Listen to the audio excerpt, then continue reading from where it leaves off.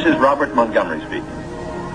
From the nation's capital has come a new epic of American courage and sacrifice, America's greatest adventure in polar exploration. This is a tale of men and of their willingness to endure hardship and risk life above and beyond the call of duty in the service of country and humanity. For brevity, the sequence of events has occasionally been rearranged. The President's Cabinet approved the expedition. As Secretary of the Navy, James V. Forrestal explains the reasons for the enterprise. There is only one untouched reservoir of raw materials left in the world, and that's in the region known as Antarctica, an area larger than the combined area of the United States and Europe. The American government is sending a naval expedition to that region. The purpose is to train our Navy in polar operations so that it may better perform its function of preserving the peace upon the seven seas of the world. Beyond that, the American government is seeking to do its share in the discovery and the release to the world of the unknown treasures of Antarctica in the interests of all mankind.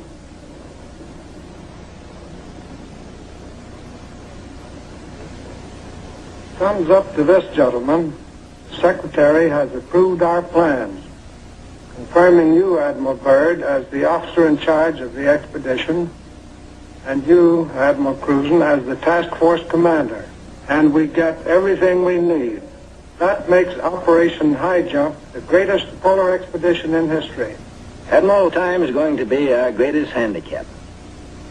By the time we get through this very difficult ice pack, the summer will have ended and the fall will have set in. Never before has anyone attempted to take a fleet of thin-skinned steel ships through 300 miles or more of crushing ice pack. I have great faith in your skill, courage, and determination. And now, gentlemen. Admiral Nimitz reviews the operations plan. The expedition will comprise 3 groups: a central land plane group to explore the interior from Little America, and 2 seaplane groups, the eastern to map that half of the continental shoreline, and the western to map the opposite coast of Antarctica. After the original orders have been issued, 3 months of planning are needed to organize the giant venture. This is Robert Taylor speaking. At the world's greatest naval base, Norfolk, Virginia, ships of the Central and Eastern groups are loading. The flagship, Mount Olympus, equipped with powerful radio and radar, will serve as the leader's voice of command. Admirals Byrd and Cruzen come aboard to check staff preparations, food, fuel, and clothing for 4,000 men. Byrd greets staff officers who have fitted out the expedition. Not a few vessels, but a fleet. Officers and men, not hundreds, but thousands, and pilots by the score. The Chief of Staff, Captain Quackenbush, calls up the fleet's youngest recruits to meet the admirals, who name them Running Jump and High Jump. The pups are unimpressed by rank. Running Jump and High Jump are first arrivals from the Chinook kennels at Wanalancet, New Hampshire, where sailors are learning the art of navigating dog sleds. Everything happens to sailors. But soon they come to understand and to love the Huskies. They watch their dogs carefully to see that they have enough to drink and enough to eat, and always at the right time. Dog Watch Blue Jackets practice the patient care that will keep the dogs in prime form. Not only food, daily attention to their eyes so that they may not suffer the dreaded Arctic snow blindness, and the inevitable vitamin pills that even dogs can't escape these days of ABCD health. The boys learn all the tricks. Tickling of the throat and a pat on the nose gets the pills down. The dog sleds are the small boats of the Antarctic. Each carries 600 pounds, with 10 dogs hauling. Each dog's harness is tailor-made, carefully fitted to avoid the chafing that has been fatal to many a sled dog at below 0 temperatures. The Husky's paws are equally important. There are canine snowshoes, precisely notched for the pulling claws. In cut-down auto chassis, the sailor drivers finish training. Huskies so often have meant life itself to Admiral Byrd that he calls them his Antarctic Life Insurance Company. From Norfolk, Admiral Cruzen sails aboard the Mount Olympus. His crews are a cross-section of the country's manhood. Admiral Byrd will follow later in the carrier Philippine Sea. The Coast Guard icebreaker, North Wind, powerful plow horse of the expedition, backs out. The seaplane tender Pine Island is first to stand out to sea. Steaming south via the Panama Canal, the fleet must cover 12,000 miles to reach Antarctica. At the 100th meridian west, the groups are to separate, and the central group proceed to a rendezvous point at Scott Island. This is Van Heflin speaking. Sailing day at Santiago finds the Western Group helicopters practicing final pinpoint landings on the newly installed helicopter flight deck of the seaplane tender Currituck. They are to serve as eyes of the fleet when it buffets through the pack ice, and when need be, to go on rescue missions. For exploration, 3 Martin Mariners, called PBMs, with a flight range of 3,000 miles, are spotted aboard the Currituck. Ships of the Western Group will proceed 10,000 miles south to the Balleny Islands, 860 miles to the west of Little America. Wearing the whiskers of Neptunus caninus, Ricky, the veteran husky, presides as the pups become doggy shellbacks. The oncoming shadow of the Antarctic intensifies preparations. Bamboo is spread for trail marker sticks. These, topped with flags, will form lifelines to guard the men against losing the trail in blinding blizzards. Small details, but vitally important in the wilderness of ice. The dogs are inoculated against infection. Now the serious business of the sea takes over. Danger menaces the fleet oiler, Cacapon. She must fuel the fleet now to lighten her cargo of 4 million gallons of oil. If storms strike her, plates may warp, rivets shear, and her back may be broken. And ahead are the dreaded roaring 40s. Deck parties run with hauling lines, bringing over the Cacapon's captain for a conference.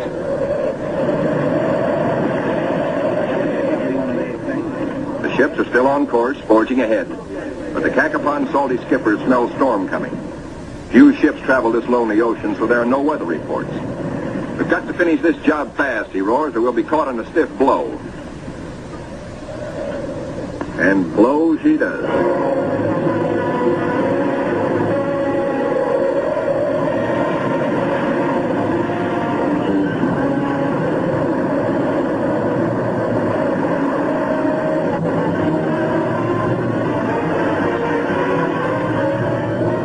Dawn and clearing skies, but still the gale blows hard.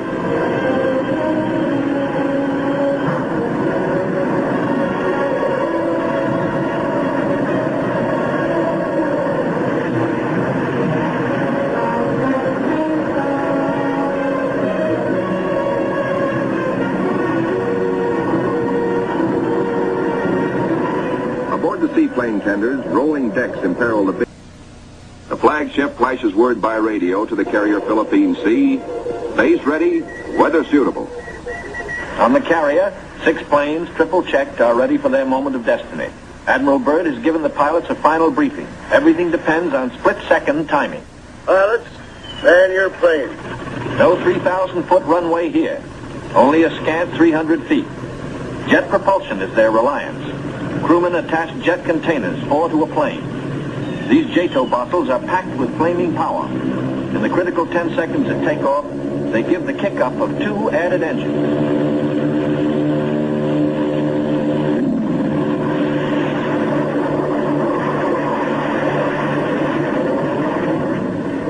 Byrd is airborne in exactly 100 feet.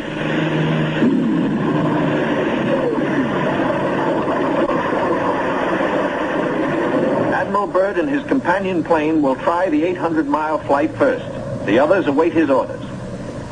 At Little America, cameramen and Admiral Cruzen wait anxiously. And there comes Byrd. Cruzen can relax now. Skis work perfectly. The carefully calculated drag of the wheels serves only to shoot up a plume of snow. Byrd greets his son, Dickie Jr., first, here following Dad's footsteps.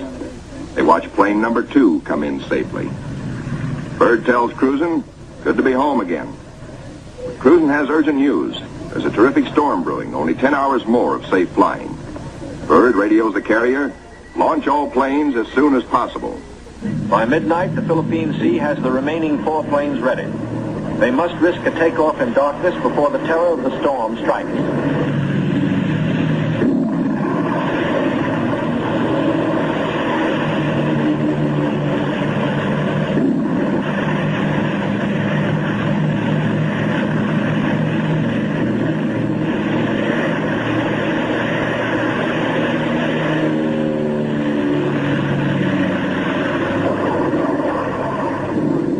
Finds the planes over the pack ice. With frozen death below and weather closing in, navigation becomes tricky. This close to the pole, the magnetic compass is no help. At the base, men scan the gray skies, looking, and finding only the blackness of the approaching storm, now visible to the east. If the planes don't make it within an hour, but in they come, one by one, to land in the last remnants of clear light. Each landing is the first on the ice for each pilot. These men are the first ever to fly big planes into the Antarctic. Or on previous expeditions, the planes were freighted in, assembled, and only then were they flown. These Navy and Marine Corps flyers have been bred on stormy going. Their long experience and, above all, the Navy's relentless training in all details brings them in, but with little time to spare. The blizzard hits, 100 miles an hour, scouring across the sastrugi. In storms such as this, many brave explorers have died.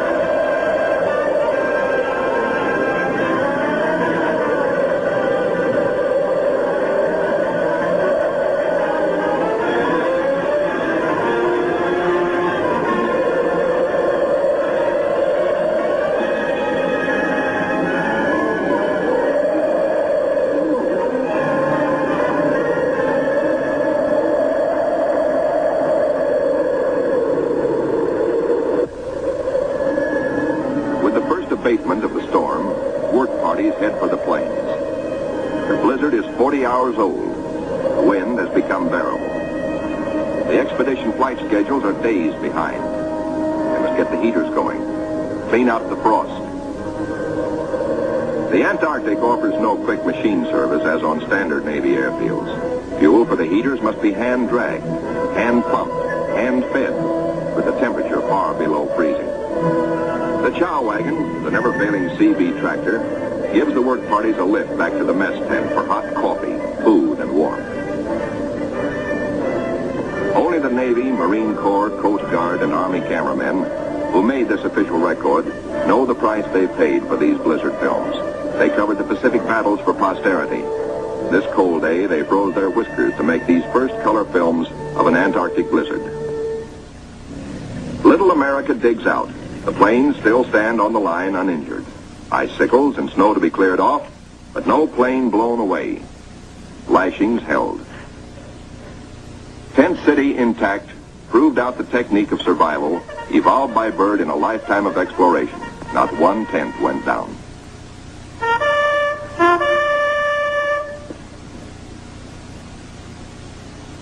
No matter how great the pressure of work, the flag must be raised with a ceremony which is its due.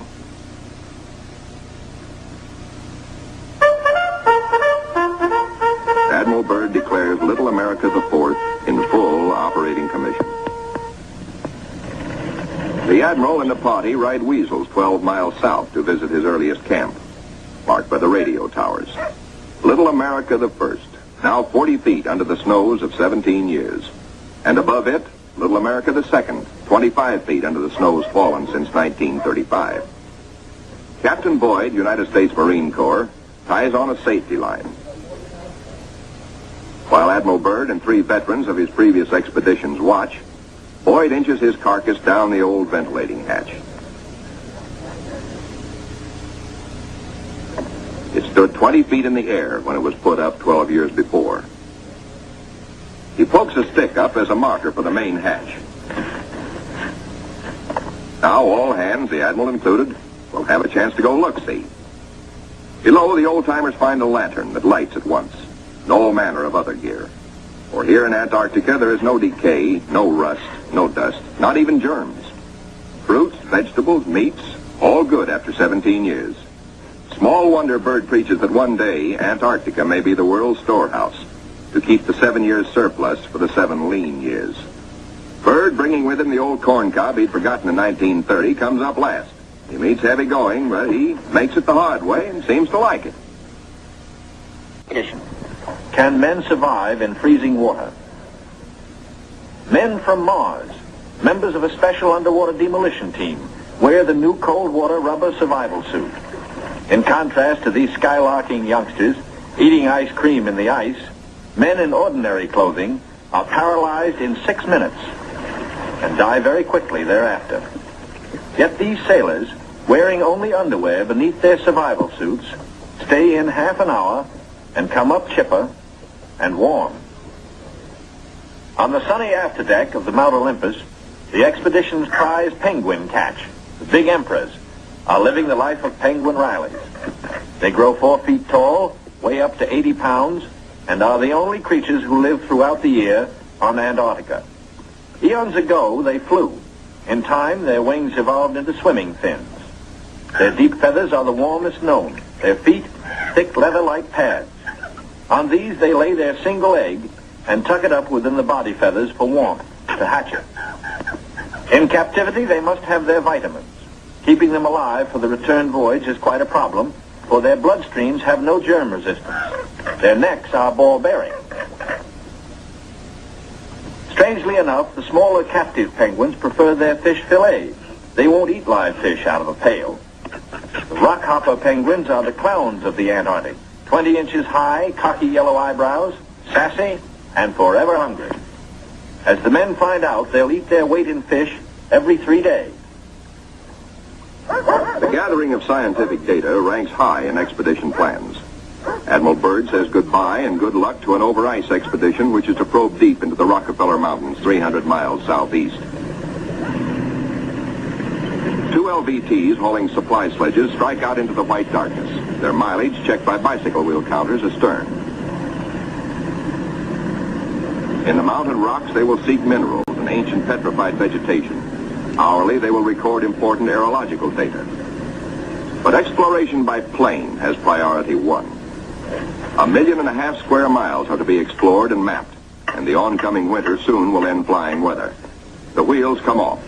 But both takeoffs and landings on the ice must be made by skis alone, delicately balanced to feather in the wind, yet strong to stand the shattering shock of landings. Organized exploration on a scale hitherto undreamed of calls for precision timing.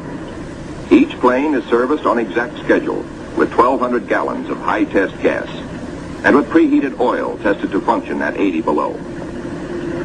A pressure tank, especially designed for operations in deep cold, pumps the oil into the planes. Daily flights begin. Each plane has a definite sector to explore, a definite timetable, a definite radio report schedule. While the weather holds, flights operate around the clock. For emergencies, the LVTs cache provisions and fuel at the limit of their range. To aviators forced down, to rescue planes sent out to bring them in, these cairns may offer the one hope and may mean ultimate survival. 1,200 miles to the east, the Eastern Group vessels and planes are exploring the mysterious Phantom Coast. Aboard the destroyer Bronson, the commander of the Eastern Group, Captain George Dufek, makes an exploration voyage. He sails close in to Mount Erebus, 14,000 feet above the sea. It is the only known active volcano near the South Pole. Captain Dufek, his mission accomplished, returns to rendezvous with the seaplane tender Pine Island. Personnel transfers to the destroyer must be made by breeches buoy because of rough seas. This officer would probably prefer a boat. The deep roll in the destroyer's outward flaring bow forced the handling crew to wait for the exact moment to haul inboard, lest the man be dashed against the ship's side and killed. It is Captain Dufek's turn next. The line is set higher. The seas run stronger. The ships roll dangerously apart. The line slacks, then snaps taut and breaks. A 50-foot plunge downward. Dufek disappears. Away, lifeboat! Men jump to stations. Lower away. Hurry, hurry. 8 minutes in this icy water means death. Speed is the only hope. The boat sheers clear. Heads out fast to the rescue. Captain Dufek reappears. He has managed to inflate his life jacket.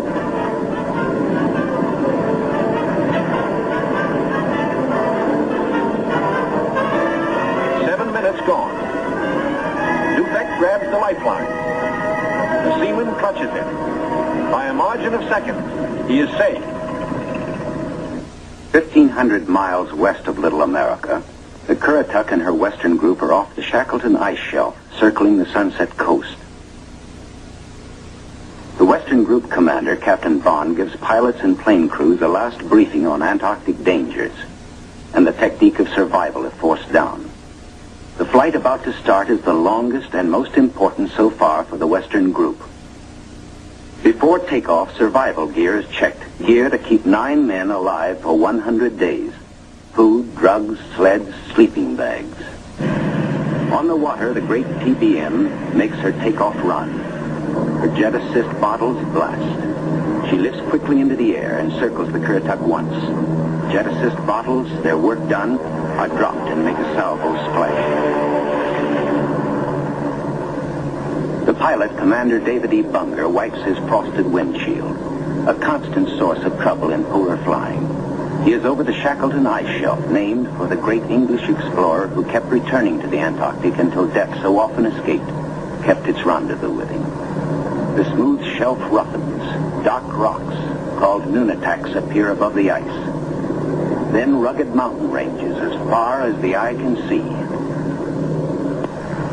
Bunger leans forward in amazement. His eyes have caught a sudden and unbelievable change in scenery. The universal white has turned to chocolate brown, dotted with blue. A cameraman goes into action. 300 square miles of land without snow. Land that might be in New Mexico or Arizona. Pictures alone will prove Bunger has discovered a warm oasis in the shadow of the pole. It is for such supreme moments as this that men brave the hardships of exploration. The astounding, undreamed-of fact is that they are over a chain of warm water lakes whose shores, except for small patches, are free of ice and snow. Commander Bunger circles the largest lake in sight, 5 miles long. He comes in to make a landing. Water temperatures must be recorded. Samples taken. He finds the water fresh, the temperature 38 degrees Fahrenheit. On the shores are vast deposits of coal and of minerals of the utmost importance to civilization. Aside from their headline discovery, Bunger and his men have another good reason for hustling home to the Currituck. At Little America, a warning sounds. The fleet is in sudden danger. It is being frozen in. It may be locked within the Bay of Whales. Here is the treacherous foe. If caught, the ships will be wedged against the barrier, crushed. Here will be the graveyard of the fleet.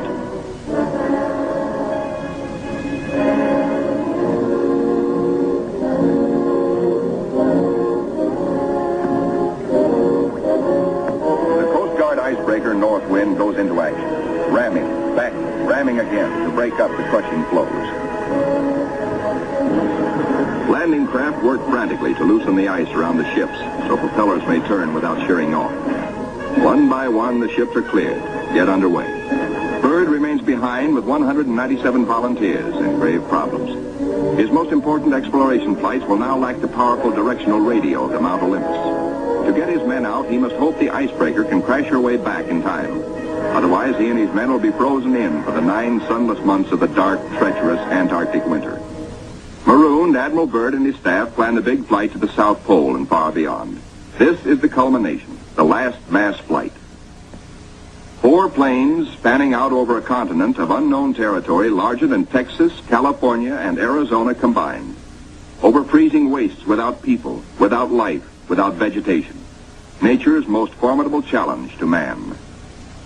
The 4 planes are gassed up, all controls triple-checked, motors heated, for they face cold as extreme as 60 below, unrelenting, murderous. Photographic units lead the parade of science to the planes. Each is a flying laboratory. The cameras are the trimetricons and the K-17s that spied out enemy secrets during the war. Now each plane carries 250 pounds of film to record some of nature's last great mysteries. The war's secret radar magnetic detectors are here too, bolted on like bombs. In war, their electronic impulses spotted minefields buried deep under the surface. Now they will read far below the ice, detect and identify minerals, coal, iron, precious ores. Byrd gets the words, "Ready, sir." He boards the leading plane, gives the command, "Take off." Crews hasten to rock the ships and thus free the skis frozen to the ice. Now all the work that has gone before, the planning, the task of preparing ships, of training men, the perilous voyage through the ice, now all of these investments of time and sometimes of suffering are come into focus. Takeoffs for non-stop flights over the desolate, danger-studded wastes of Antarctica. Flights of great distance, the equivalent of, back at home, winging non-stop from the Canadian border to the Gulf of Mexico. Aviation is all important in the Navy's Antarctic exploration, just as aviation is all important in a modern Navy that must be strong under and above the sea, as well as on it. We'll be right back with The shelf ice. Byrd leads his 4 planes in the long climb over pressure ridge areas, heading for the polar plateau, 10,000 feet up. Below are no landing fields, only deep crevasses. Pressure ridges 100 feet high. Instant destruction for a plane forced down. Byrd pioneered the first South Pole flight in 1929. He applies again the practice of constant vigilance, careful calculations that assured his earlier successes. Over this cruel country, Byrd flies today at 3 miles a minute. In earlier explorations, 3 miles in one day was frequently the utmost for Shackleton and Scott for Britain, Amundsen for Norway, and Byrd himself for America. The Beardmore Glacier, 200 miles long, 50 wide, 1,000 feet deep, who knows. Byrd checks position by the sun compass. The glacier signals the South Pole itself. Here, Byrd drops the flags of the United Nations, carefully boxed, a symbol of America's goodwill to all nations. Now beyond the pole, Byrd focuses his cameras and magnetic detectors on land new to him and to all mankind. In eastern group waters, the seaplane tender Pine Island swings out a plane, listed on the fleet's roster as Mariner George 1. Crew members look out. No shadow of coming disaster troubles their young faces. Captain Caldwell, observer. Lieutenant J.G. Frenchy LeBlanc, pilot in command. Lieutenant J.G. Bill Kearns, co-pilot. Ensign Lopez, navigator. And a crew of 5 take off to map the treacherous Phantom coast.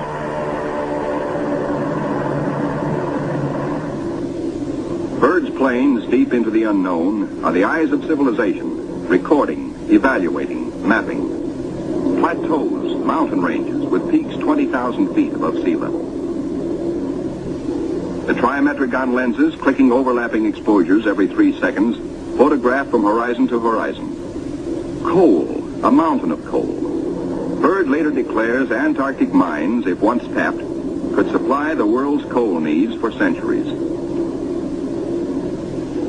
These official motion pictures can give only a cross-section of the miles of photographic records accumulated on this expedition by the Navy. The exposed mapping film will take 5 years to assemble. Amplifying these are the radar magnetic detectors, accurately recording mineral discoveries of immense value for the future use of all mankind. England, Norway, South Africa, Australia, New Zealand, South American countries, and Soviet Russia are claiming Antarctic territory. The United States recognizes no claim, and so far has made no formal claims for itself. But international policies cannot concern the Admiral now. His duty is to keep his flying laboratories functioning, to fulfill his dream of a lifetime. The word "gas half gone, sir," comes from the engineer tabulating fuel tank readings. Bird radios his pilots, return to base. By the third leg of their triangular course, the planes head back for Little America. Bird's plane takes the widest swing fuel permits as the lenses of the Trimets continue recording new territory. This is the last big flight. Bird is determined to record the maximum possible. One by one, the planes swing in over Tent City. Flight operations checks them in and safely down. Plane 2, plane 3, plane 4. But not plane 1. Bird's plane is yet to be accounted for. Bird is missing. Out over the ice, Bird is in trouble. His starboard engine is cutting out, now stops. His one remaining engine is losing power. The altimeter needle starts dropping down. The plane is losing altitude. All 4D1 to base. All 4D1 to base. Position Q5. Engine out. Losing altitude. The base prepares for rescue operations.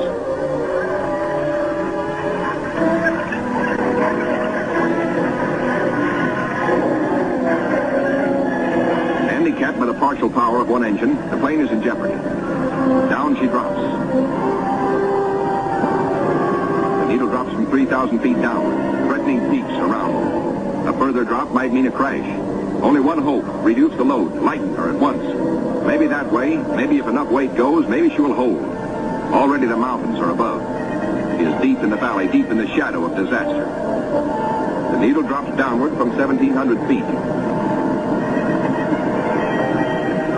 Jettison all gear.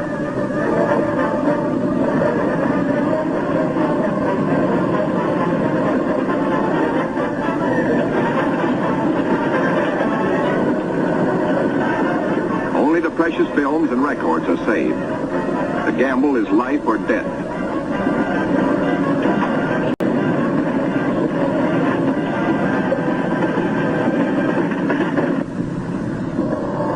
The altimeter levels off at around 900 feet. Slowly she starts to climb. She is gaining altitude. Pilot signals 4-0. 3 hours later at the base, crippled plane comes into sight. Men peer closely, tense, hushed, as they see the starboard prop dead. The one-engine landing is tricky at best. With skis, on ice, hold your fingers crossed for the pilot.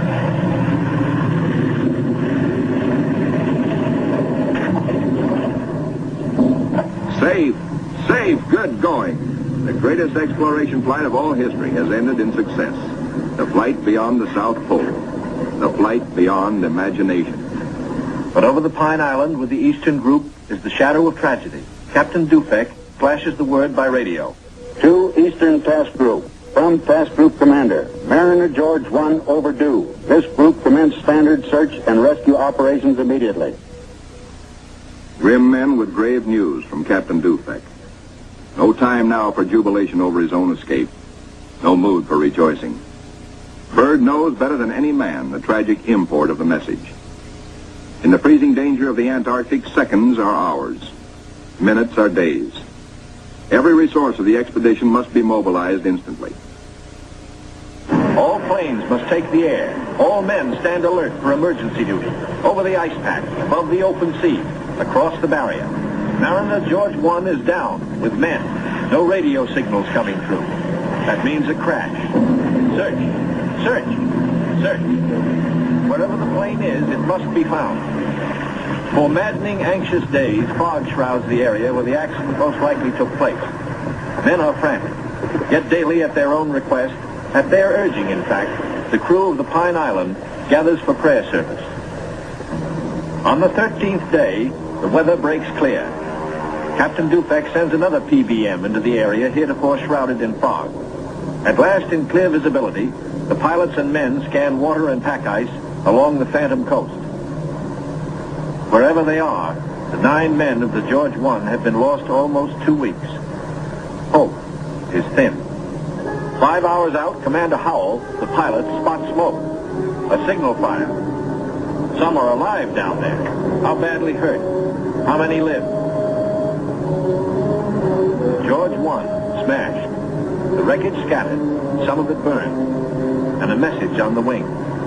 Lopez, Henderson, Williams, dead. No seaplane can land on the ice. Can the survivors reach open water? Howell must drop a message. We'll land Barrier's Edge 10 miles north. We'll drop flags to mark trail. If you can walk it, form circle. If not, form line. Howell knows the gravity of the decision Captain Caldwell must reach. But if the men can walk, a day may be saved. A precious day for the injured. Howell flashes the news. Captain Dufek gets the word and gives it to the Pine Island by loudspeaker. Attention all hands. This is the task group commander speaking. Mariner George 1 has been sighted. Rescue operations are in progress. Howell circles his PBM over the wreckage. He watches for his answer. The huddle of men breaks apart. They've reached a decision. It's a circle. They'll try the 10-mile trek to board the PBM at the water's edge. Howell's crew have the relief gear ready now for the men below. Cargo chutes float the heavy packages down. First aid boxes, rations, skis, blankets. For men hungry, cold, hurt, and losing hope, the chutes are as lovely as shining stars. Symbols of life restored, of return to families who've been waiting and praying. Now to mark the trail. The PBM's crew have hundreds of flags, each weighted to land and stay upright. If fog should again close in on this desolate coast, there must be no second disaster, no wandering from the road to rescue. The survivors follow the trail markers. 5 able to walk, 1 on a sled, 10 miles to go. These men are marching out of the shadow of death into the sunshine of life. Aboard the rescue plane, ready to leave the barrier edge, the survivors, 6 thankful men, jerk out their story in bits and flashes. How Henderson, Lopez, and Williams died in the crash and explosion when they smashed up in milk bowl visibility. How they found scattered cans of food, a stove, and fuel to keep it going, and 1 tube of sulfur tablets, just enough to keep Frenchy LeBlanc, their gravely injured pilot, barely alive. Proudly they tell how Captain Caldwell consulted them all in dividing their little food, how he kept watch, inspired their faith, and how they prayed as men always do when there is no other hope but prayer. Bill Kearns, co-pilot, grins hello. First off is Frenchy LeBlanc. Corpsmen carry him tenderly in a Stoke stretcher. Moore and Robbins pulled him out of the blazing nose of the plane, but his back, hands, and face suffered third-degree burns, and in the Gethsemane of waiting for rescue, both legs were frozen to the knees. Amputation is inevitable, but he will live. The ship's company of the Pine Island greets their skipper, Captain Caldwell, observer on the flight.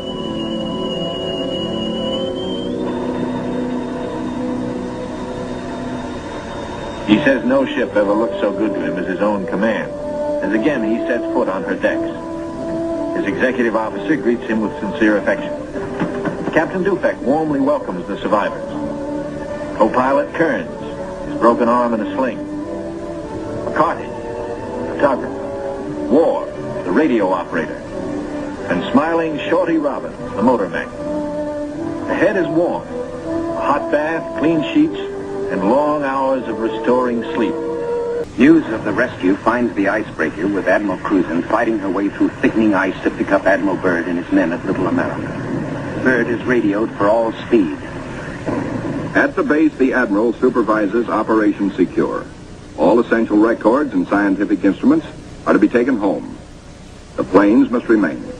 They are stripped down with the hope that another American expedition in a future year may find them of use.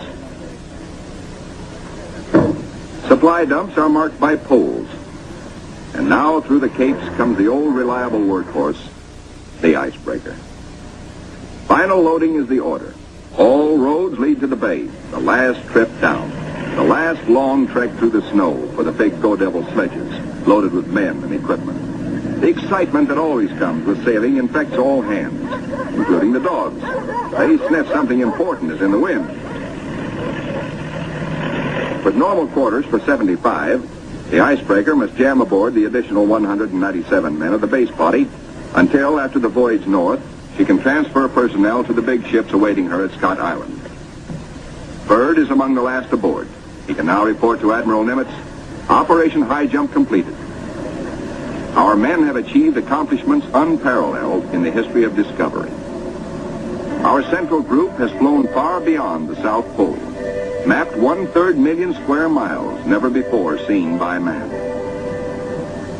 Our eastern group mapped 3,000 miles of phantom coast and charted 40,000 square miles of coastal ocean areas hitherto unknown. Our western group, flying hundreds of air hours, mapped the 4,000-mile Sunset Coast, made the amazing discovery of warm land in Antarctica. In all, the expedition explored more than 1.5 million square miles. Our scientists, by use of the radar magnetic detector, have pinpointed fabulous treasures and resources of great significance for all mankind. The men who did the job, Navy, Army, Air Corps, Marine Corps, Coast Guard, and scientists, are going home. Tired men, they're going home to their mothers, sweethearts, wives, children. Home, strong in the knowledge that they have met the Antarctic Battalion and conquered it.